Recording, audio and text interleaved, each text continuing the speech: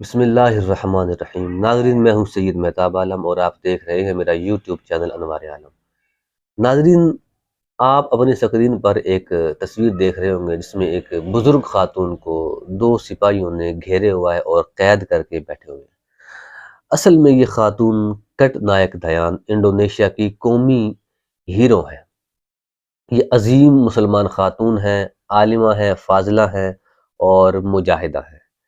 ان پر ڈچوں نے ظلم و ستم کیے تو انہوں نے اپنے والد اور اپنے شوہر کے ساتھ مل کر ان کے خلاف علم جہاد بلند کیا، اور پھر اس جنگ میں ان کے شوہر اور والد شہید ہو گئے۔ پھر انہوں نے اکیلے مجاہدین کو لے کر قیادت کی اور ڈچوں کے خلاف خوب جہاد کیا۔ انڈونیشیا پر ڈچوں کا قبضہ ہو چکا تھا اور اس دوران انہوں نے خفیہ گوریلا جنگیں جو ہیں ان کا آغاز کیا اور ان کو ناکوں چنے چبوا دیے۔ ناظرین، ایسی خاتون جو ہوتی ہے وہ مسلمان قوم کا سرمایہ اور فخر ہوتی ہے۔ ان کا ایک فرمان ہے بڑا ہی پیارا، ان کا فرمان مشہور ہے دنیا بھر میں کہ جو غدار ہوتا ہے وہ روز 1000 بار مرتا ہے، اور جو وفادار ہوتا ہے، جو سچا پکا مومن ہوتا ہے، وہ دنیا میں زندگی میں ایک ہی بار مرتا ہے۔ دوسری بار ان کو عمر نامی ایک مجاہد نے بے شمار اصرار کر کے شادی پر آمادہ کیا کہ آپ شادی کیجئے، اس کے علاوہ گزارا نہیں ہوگا، تو انہوں نے ان کے ساتھ شادی کی۔ کچھ عرصہ یہ دونوں میاں بیوی ساتھ رہے، ان کی بیٹی بھی پیدا ہوئی۔ پھر یہ جہاد کے دوران ان کے دوسرے میاں بھی، شوہر بھی، وہ شہید ہو گئے، اور پھر آخری جنگ کے اندر کسی نے غداری کی، کسی اپنے نے غداری کی۔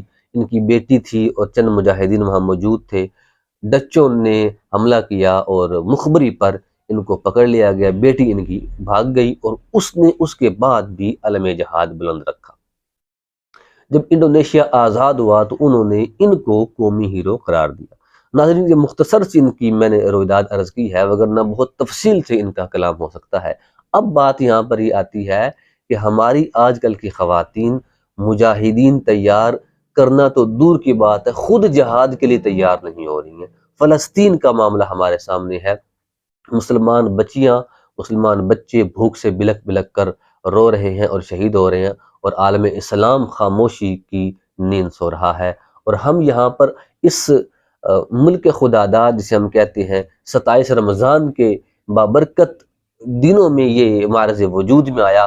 اس ملک کے اندر پی ایس ایل کا میچ ہو تو اس میں فلسطین کا جھنڈا نہیں لے جا سکتے ہیں، یہاں پر احتجاج نہیں کر سکتے ہیں، یہاں پر فلسطین کے حق میں آواز بلند کریں تو آپ کے اکاؤنٹ فیس بک کے، سوشل میڈیا کے، وہ ڈسیبل ہو جاتے ہیں۔ ہم فقط اسی کو لے کر رہ گئے ہیں کہ ہم نے پوسٹ نہیں کرنی ہے، وگرنہ ہمارا اکاؤنٹ جو ہے پرانا وہ ختم ہو جائے گا۔ کیا اتنی غیرت ہے ہمارے اندر؟ کیا ہم فقط اتنے ہی پکے مسلمان ہیں؟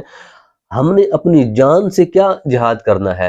جو بچہ فجر کی نماز کے لیے، جو نوجوان، جو خاتون، جو لڑکی، جو بچی فجر کی نماز کے لیے اٹھ نہیں سکتی ہے، وہ جہاد بھی کرنے کے قابل نہیں ہے۔ آپ صحابہ کرام کے، تابعین کے، تبع تابعین کے واقعات پڑھیں، جو مجاہدین تھے وہ راتوں کو قیام اللیل کرتے تھے، دن کو روزہ رکھتے تھے، پھر جنگ میں شریک ہوتے تھے۔ آج رات کی نماز تھوڑی سی زیادہ پڑھ لی، یعنی کہ نفل پڑھ لیے جائیں، اور فجر کی اذان میں آنکھ نہیں کھلتی ہے، فجر کی جماعت نہیں بندہ پڑھ سکتا ہے۔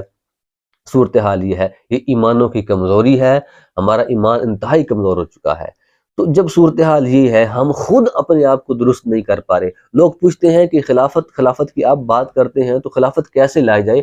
پہلے خلافت اپنے نظام پر، اپنے جسم پر نافذ کرنی ہے، اپنے خاندان پر نافذ کرنی ہے۔ پکا سچا جب بندہ مومن ہوگا، ایک گھر جب پکا سچا مومن ہوگا تو یقین کیجئے اس کی تاثیر سے اس کے گرد و نما میں 100 گھر پکے سچے مومن ہو جائیں گے۔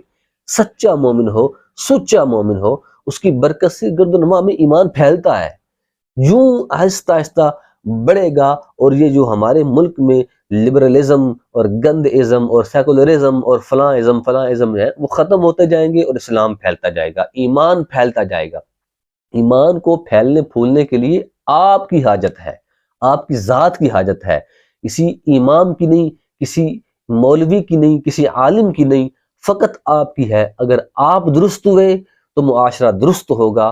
آپ اگر خلافت کے اہل ہیں تو خلافت آ جائے گی۔